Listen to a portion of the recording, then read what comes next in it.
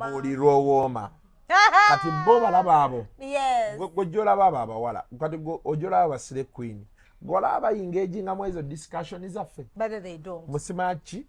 Bo babera balaba abawala nga boge. Era nebo embozi nebo gireta gamba.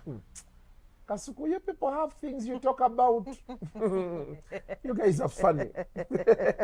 Yecho kasita kugwako ng'olina ssente zo n'akakasa nti weeziri omulimu gwe gwakomekinga sure nti oli bulungi. Si bino ng'olina ssente tuzigaba. So kati ebyo ebikazi bye walabye bivuma oyo omuwala bibe akeera ayina ne leesu ye gye yeesiba muno ku makya n'agifunyiza wa najja agenda kuba amagi. Kuba amagi. Basiba kubira musajja maji bakyalina ne plastic ewaabwe. Kituufu. Bwe sowaani za plastic abaana tubawera ku za plastic. Kati gwoteesa ki? Nawoteesa. Abaana b'abato tosobodde bawera ku bbumba nti bajja mwasa okyabateera ku plastic. Sina melanin. Sima mera biki sima melanin. Plastic kwoteera abaana. Tomatuuza na temulina dining room. Otudde ku TikTok olw'okuba afuna TikTok light oteesa. Tokiddamu. Omukazi gwoteesaako alina edduuka ly'ebizibu. Oh yes. Kati baŋŋambye akazimbe kwali omugaga yakamuwadde akasoloozi. Simanyi how true it is. Yes, bwe nawulidde mbu. Kati gw'oli eyo mbu simamu kyadiba nnyo. Ani akugambye nti ayagala. You see there are women who think getting married is the prize. Yeah, true. Kati gwe bw'oba kikyolowooza beerayo. Oli sina bulenga bulaga. Omanyi bwe bakabeebulenga waliwo akaala akaddako bakayita bulaga. Abantu tebakoogera yogerako nnyo. Oli weebulaga. Oteesa. Oyingidde eno munda. Omuntu oli eyo osula kilomita 6 okuva ku main ye wammwe. Oli mu kuteesa. Ow'endowoozayo ani akukkiriza. Abantu abatasula kumpi na main linda. Tujja bayita. Bano abachaginga ng'olina ogenda mu trading center okuchaginga n'oddayo. Kati nnaabo nno kalekaleko. Okyalaba agataliiko nfuufu ag'ebitaano ku kibanda. Gye bali agataliiko nfuufu bakyaga. NTV akawungeezi ayina okuveeko agende ku kibanda amulabe. Nasasula ebi. Beba criticizinga sebo ne bavuga. Bateesa byensoose okugamba waggulu wali. Nkutegedde class. Tumanye class nekizibu kitegedde bwe. Manya wokoma. Banaffe abagoberera Beaver Organic and Natural Products mwebale kutambula naffe, mwebale kwagala misomo gyaffe, mwebale kwagala services zaffe. Tusingaanibwa wano Mengo opposite ne Masengere oba Mengo opposite ne CBS ku luguudo oluyitibwa Hamokasa Road. Gwalina endwadde eno ekusumbuwa funa akaddo tukyalireko. Ffe tukola amajani agayitibwa gift green tea. Gana gayamba okukendeeza embuto ennene. Bantu bangi balina ekizibu. Bw'oba oyagala okukendeeza olubuto jjangu ku Beaver Organic ofune gift green tea ogatteko n'amajani agayitibwa acacia ne okula tea. Obikozesa okumala omwezi gumu tojja kusigaza buto ddene eryo ly'oyina. Tuyina akadagala kaffe akayitibwa cough doctor eri abantu abatawanyizibwa ssenyiga. Bw'oba otawanyizibwa ekifuba nga kikulemeddeko, otawanyizibwa ssenyiga akulemeddeko, kozesa cough doctor. Nze Dr. Senjobe.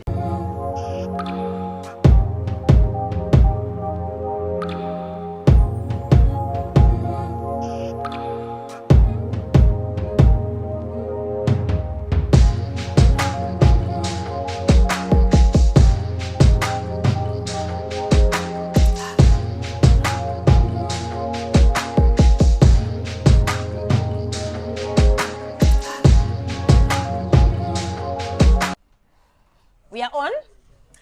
Okay, hi lovelies, welcome to my YouTube channel, Dorina Sasira, Elanga Shobajita Love Life. And today I'm riding solo. Bina baby taliwo. Yeah. Muradde okugulu kumutawanya tawanya. Akole exercise. Bamugamba akole exercise yatawulira. Bamugamba ave ku soda tawulira. Bamugamba alekerawo chocolate. Sweet things. Bina tawulira. N'amata biki. N'amata but na sister wange, those are the effects. Kati ze nange naziinako bwe nali nywa nnyo whisky. Gundi ezimu zituuka ne zinafuwa. But ebimusumbuwa kati bitinya ina okudetoxinga. Ebyo bintu byesonyiwe. Yeah, I'm detoxing. This juice is not good. It's very bitter though. Naye nti ekuyambako okuta emisuwa then n'okubeera nti amasavu agali mu lubuto opama. Abaffe ofulumya bulungi. Ofuluma But you bulungi. know that after doing this, you're not supposed to eat anything bad. Si kituufu. Party. Because then why am I doing it? We detox to remove ebibirimu. Tusobole oteekamu ebirala ate era tuddemu tu detoxing. Yes. Because you see waliwo ebintu ebimu dodo nga bya common sense. Okay. Kati ffe just abasawo balina bye batugamba. Nenaffe tulina oteekamu ku gaffe. Dogamba. Abasawo waliwo ojja bawuliriza naye kati the whole essence of detoxing is what? Okitegedde. Kati ate ne mu Bible mulimu lead us not into temptation. Omuntu oyinza omugamba nti tolya kino. Kati nze olaba namala emyaka nga 3 nga sinywa soda. Nazzemu munywa this year. Yes. Nazzemu munywa this year. Ate naye era simunywa nnyo. Naye natunuulirako lumu soda ng'ennyogoga. Nga it's cold. I can imagine. Nenjitunuulira nendowooza nenzijukira abasawo bye baŋŋamba nembikyusa nembikomyawo nenzijukira nti ne maama yafa nenga okuzaalibwa kumu n'okufa kumu. Noddamu soda nange njakwekerawo soda by the way. Soda ye yeetaaga wiiki n'onywayo ecupa ng'emu. Bwe kiba kisobose n'otanywerako ddala. But also they advise us to detox. It's good to detox, good to deworm. Gye tulaga tugenda kufuna a lot of lifestyle diseases lwaki options zazze kati nkugambye nti omusajja yaŋŋamba okola liposuction. Olya buli kyoyagala n'olubuto ne luggwako. Kati osobola ogamba abantu nti tolya kino tolya kiri. Era kati nange ndi wano nsonda gwa $1 mulamba. Ayagala ofuna 6 packs za bebe cool. Sisifuna. Lwakuba nawe kye nalabye n'ebyo ebintu byetaaga oli mu myaka nga 45. Gino emyaka gyaffe omubiri olina okuguleka ne gukola. Kyenjagala okumanya liposuction kati nga nze atanazaala. Am I live? Yeah, liposuction is kamasavu. Ate ero gye basala ne ekkundi ne lidda wano. Basala eyo tummy tuck. Tummy tuck endala ku liposuction. They just suck out the masavu. Amasavu ne bagajjawo bo ne bagasigaza. Waba wanoonya akabina ne bagamuwa. Yes. But what those things are going to do, they are going to make the human race very lazy. True. Very true. Nalabye they are also developing some technology where never food they keep your brain. Because it has all the memories. Yeah, so mu future kiyinza okuba nga abantu ne robots bazirabye. Nazirabye. Tuyinza okuba tugenda kuddayo mu mbeera where people are going to live for 200 years. Oh my God. Technology is being made.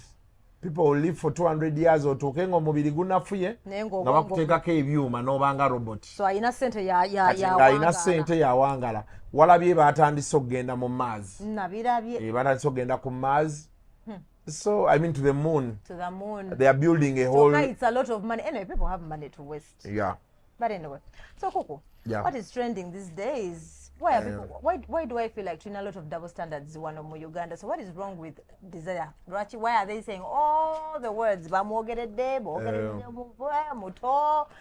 expected him to take your sister, at least your daughter. What is wrong with that? Kati tulina ekizibu mu Uganda wano. Yes. Nange nga mwendi. Twafuna olutalo lwa likes. Twafuna olutalo lwa views. Twafuna olutalo lwa for you page ya TikTok. Abantu bakola ebintu nga baagala for you page ya TikTok. Yes. Babeere nga beba trendinga. Then of course views ne likes abamu baagala social media platforms zaabwe zitambule. Yep. So people want to be seen. Very true. And that is now the biggest problem. That is for all of us, including me and you. Even me. Yes. So moments when you want to trend in a good way. Kati chachivolaba abantu basanga bateesa ebitakwatagana. Olinga ateesa ku muntu.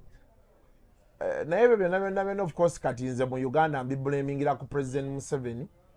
Mbiteeka ku President Museveni. Too much freedom. Ayina eddembe lye yaleeta erimu n'ataliregulatinga. And more regulating not in terms of nti abantu teboogera oba babeere limited mu kye boogera. But problem gye nnina eri emu tulina otandika okuddayo ku class differences. To know your class. Yes. Our neighbor here Kenya bayina ebifo ebimu nga biri exclusively for the rich. Wow. And by the rich ne relative wa gujja okukyalira alina kuba mugagga. Wow. Otegera kyenkunyonnyola. Tegera ngere bwebanga hotel ya rich. Weebale nnyo. No bye bawulira waliwo benda bano ku 4 points abantu ne bayingira ne bagamba baatugobye nenga yajidde mu. Weebale nnyo. Kati sandals nno osobola ozzambala naye nga sandals ki? Okitegedde. Mu nsi ezo ezikuzeekuzeemu kati waliwo ebifo nga Santon in South Africa. It has a mall and hotels. It's the richest square mile in Africa, so they say. Things there. Bateekawo embeera nga you wouldn't wish n'okweyimirizaawo. Okuyimirira obunyimirizi mu area eyo. Okitegedde? You look suspicious. Like yes. Amanyi kunnyonnyola entya. Ngolaba tofitinga munaawaaliyo. The class, the yes. levels, you know, in those places. Emmotoka ziri different. Kati tulina okwembracinga ekintu ekyo. Lwakuba nti abagaga affe mu Uganda they are also classless, abasinga. True. Then twajjamu omuzegwa n'abaavu ofuna essente, abatasomye ofuna ssente, ebyo byokkuba ddiiru. Kati gwe kankuwulireko olaba bannayuganda abali e South Africa. Abasinga batya Santon. Waliyo ekifo South Africa, Cape Town ogiraba. Cape Town bw'ogigendamu waliwo ssente ze bakwagaza obe nazo mu nsawo. Not by force but by the way they have built their standards. Okitegera kyegamba. Nti togenda genda Cape Town omale gasangasanga woteeri nti ninamu rwandi zange oba 10 nti ngenda kwebaka. Oba okitegeera. So they have built, even in America when you go to Vegas, they are high-end casinos zino zira abantu bazigendamu. Naye waliwo casino gye bakugamba bank balance ye eriki. Before you start playing. Oba okitegeera. Yes. Kati ekyo kirina we kikuteeka nti abayimbi babeera baakabi beekolakola ebintu ebyo biki naye sente ze balina nga ntini nnyo. Okitegera kyeŋŋamba. Kati olaba Jay-Z tubawaana tubatya naye nabo balina abagagga be balaba. Kati olaba ki Trump kigagga. Kati gobeera oyagala oteesa kyabulaba ye akuddamu nga bw'ayagala because presidency agirimu kuservinga interests ze. Newunyanya bwe yaddamu ono mukwano gwe Elon Musk ng'ate ayina butereevu ng'ate Elon Musk on paper is richer than him.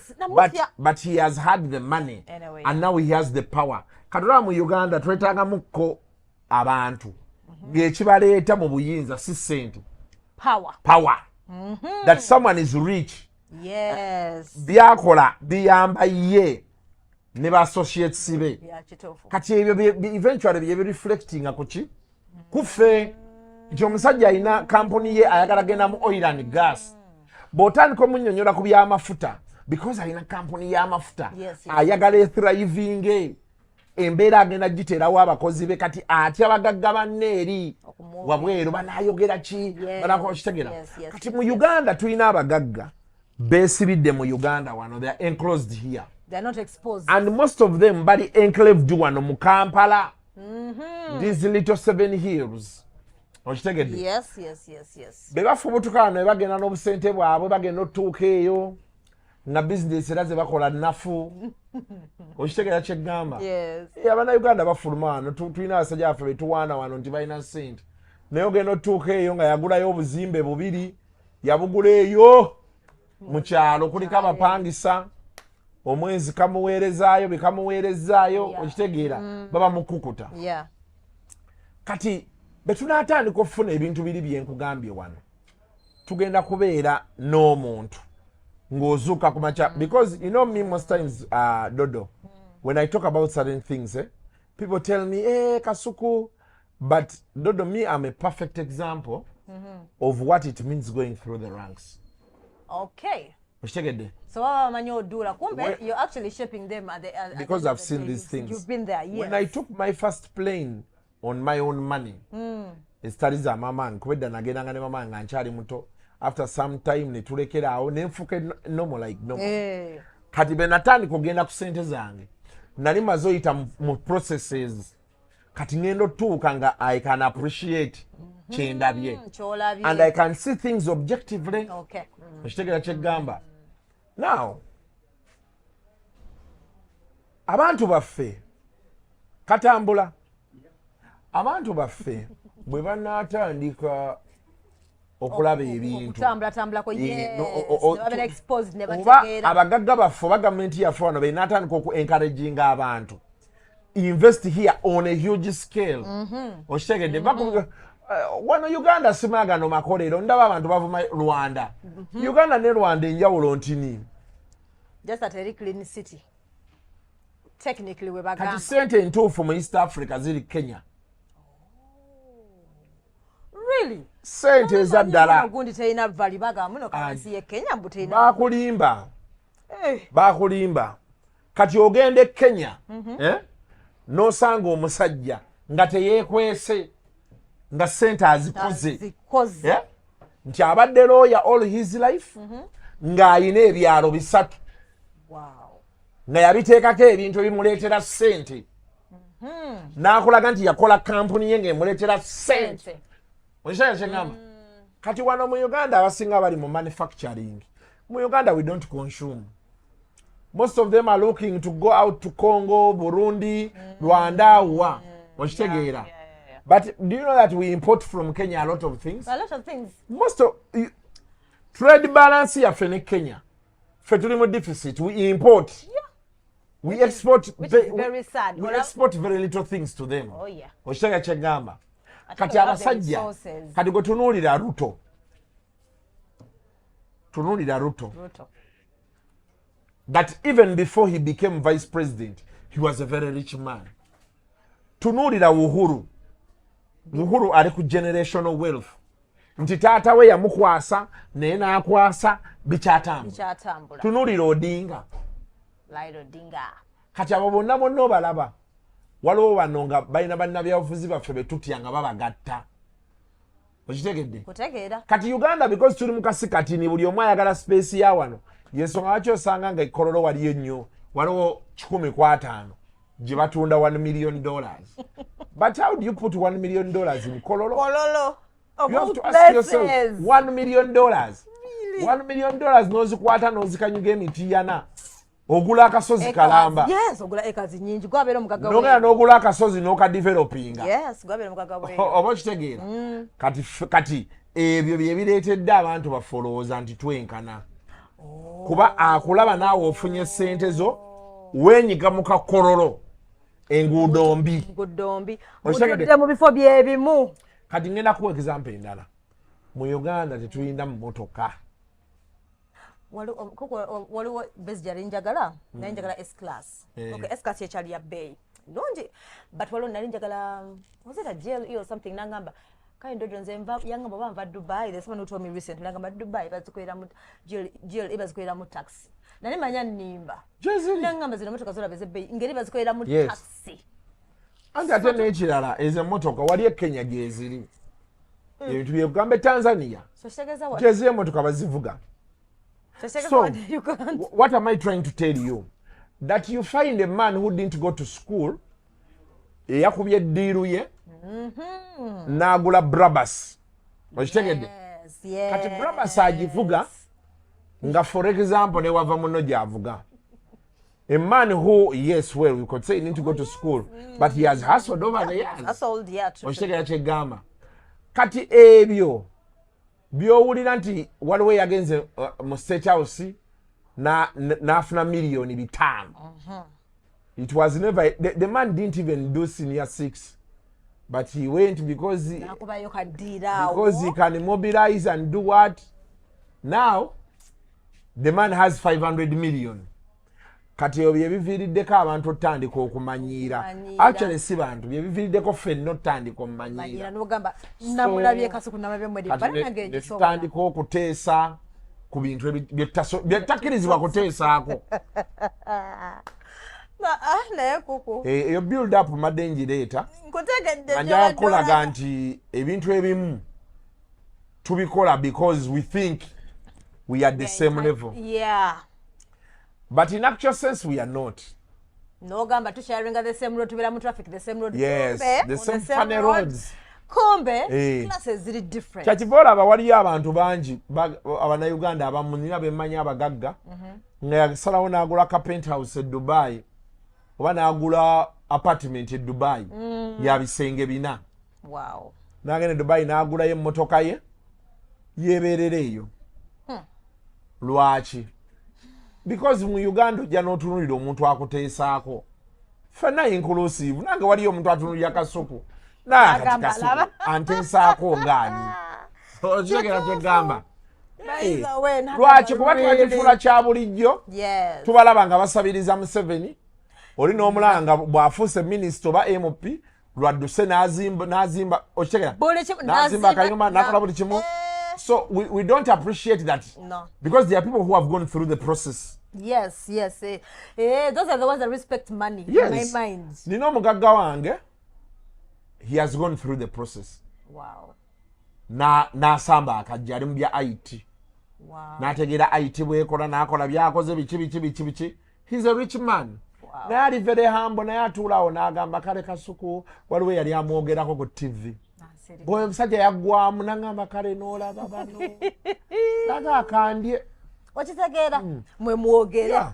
But he's a man who time yagimala between Garuga eyo mbagagga waliyo ezo zipalmarina zenye eyo waliyo ennyumba ye najja n'agula emunyonyo ayina ennyumba ayina ekizimbe eyo nga ku Banana Bay naye ennyumba so many things gwe n'omuteesaako kati okitegeera kati nkujjira kubali abateesa ku design nti ojja nolaawo omuntu ateesa ku desire luzinga ne Levikson I know n'omubuuza oli mufumbo kituufu which is a good question because you see babakulu alina ekintu kye yayogedde ejjoozi and for me it made sense for me. He said if you've never released an album n'ogitam online n'ogiteekayo tolina moral authority to criticize me. That is one. Two, bw'oba tonsinga tonteesaako otegere kyegamba. So bino ebisigadde ffenna me inclusive tugenda kwekaza tuteese ku bantu naye nga ge mazima bitter truth. Tulina okubaako bwe tutuuka ne but because gamba nkugambye wali the desire for likes views money for you page money tuteesa n'ogamba kakatambule. Kati omuntu ojja n'omubuuza nti desire ne Levikson be beeyagala kikulumira wa kuba Levikson gw'olwalirirako nti mwana muto ayagala ye mwennyini yeyakubye vivi namuwa empeta ne ku gundi byaliwo ku Baby Gloria ebyo nabyo byaliwo omusajja ng'alinga omuyaaye simanga ajimyeko noli sima musajja sima maama we n'ebyamala ne biggwa. So the good thing with all of this is bimala ne biggwa buli omu ateesa byateesa nebimala ne biggwa. However, we have to look at what are the repercussions. Some of the things people say they haunt people. There's something you said that I don't want to attack you, but what you said sometimes kwegeneza byetukola ku social media they haunt us because in my mind I was like, in my mind we moved on. People dwelled on that nengamba kakati why are you bringing that thing now? Nekinuma nengamba no kale talk about the years mugamba akadi whatever buli omajja akaddiwa. But why are you bringing back the other thing? Nekikira kye watugamba lumu wano nti kyetukola wano one kikomawo banange nakkiriza. Nze kyengamba ennyo ba TikTok abo abato ne ba YouTubers nti nze myama living example Katonda kye yanyambako nti bino byonna twabikola nga digital age tenajja wenabeerera ow'ettabu kati digital age yansanga nzikakkanye nga you know so everybody you were very aggressive. Yes I was. That is why sometimes when I see people saying things on the internet I keep quiet and say, you know, let me allow them do let them do their thing. yeah, the unfortunate bit is kati bo babikolera mu digital age and I don't know, but everybody is entitled to say what they have to say. However, me obudde bwange obusinga, okay, problem endaje tuyina abantu balemedde nnyo ku bantu mu mulembe guno. Nze nange nalemeranga ku bantu naye si mu mulembe guno. Omulembe guli gwali gw'abafala, abantu nga balowooza nti okukola ku TV ne radio obeeranga Katonda. Right? That is something I wanted to... Ochimanyi these days tebikyakuba nnyo. Tebikyakola anti omanyi lwaki? Social media. Kuba oteekayo TikTok yo n'okikuba. Bannange. Ate naye n'obeera wakabi. Nnyo. N'otandika okufuna amasimu. So people's voices can be heard from anywhere. Yes. So but what I have to say is let us just go slow. Buli muntu akkirizibwa okwogera kyayogera naye tolemera ku muntu. Abantu ennaku zino feeling zikwata mangu. Dodo nina abantu nga yesimu nja kukubira akugamba nja kukuba essasi.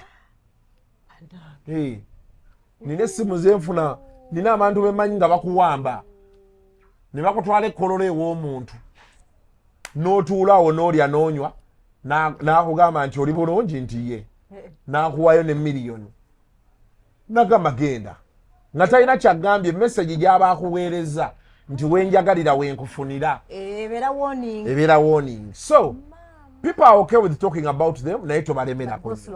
True. Kati nina muntu gwe nalabye yakubye eddiza eggulo n'amukuba luli nereera amuzzeemu. Kati oli bwana akujjira nga mutandika ogamba keyayogeddeko kokka. Okiraba wamma? So abantu bagenda you know nene kiri kyenkugambye weerowoozeeko.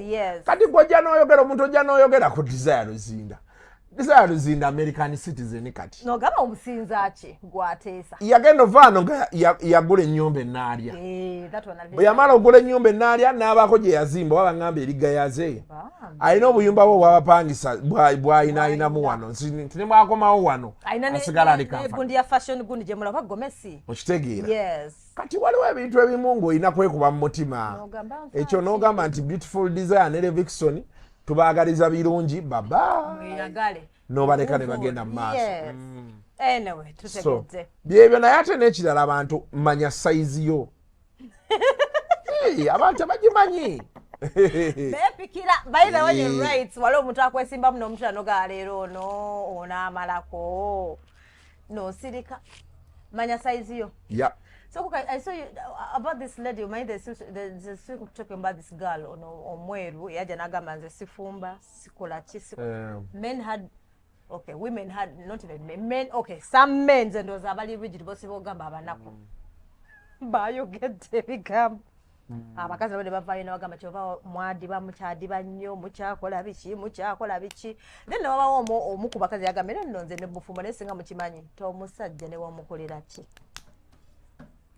Bwaba wakugulira kyonna kyayagala ajja kikugulira. You don't have to impress a man. So why backlash gye yafunye? In my mind I have a feeling bwabanga nga kyeyogedde kya class. Bwabanga omusajja yali ali comfortable tayomba kati fe right kiruma abasajja abalala. By the way I supported her. Mr. Man kaweddeyo. Ekamaleyo. Kayina okumalayo kayina okugendayo ku 11. Kaweddeyo. Sawa mekaawo. Kagirejiro campaign kagwo omutwe kagende ku premier. Manyi kantu kaba katansawo. Akantu kategera akantu bannange. Kantu kaba kakupa. Now, this is what I have to say. But, you know, I'm going to give people an example. Okay. My own life example. There is benali tandika like those things of serious dating like omwala je wakabichi because nakuli me I was raised in a home. Yeah. I grew up with my judge and my mom. Most people were women there. I think I was the only boy there. Banabalala bajjanga kukyala. Then eventually nakazini wange yajja and some other brother of mine. Kati, but that was later in life. Yes. So the way we were raised was, if you want something, you want a cup, then get yourself the cup. Oh. Yes, you want water, go to the fridge, get water. Mama nge teyalina nnyo nnyo egyo mize mpa kino mpa kiri. The same thing with my jajja. Okay. Kati ffe nga jajja waffe bwe bajjula emmere ayogera omulundi gumu banaye mujje mulye taddamu kati ye ng'alina kyakola emmere agibega buli omu n'amuteera mu sowaani ye bw'amala okulya emmere yonna bagijjawo ye yayogedde kyawedde kati gw'amanyi oba muwulidde oba temuwulidde era akugamba genda omugamba gyali genda omugamba gyali omugambye nti ye lyemmere yo. You get what I'm saying? Yeah, I'm getting. So that is just how simple things were with me growing up. Kati nze nakula siraba nnyo bantu beegayirira bantu. Okay.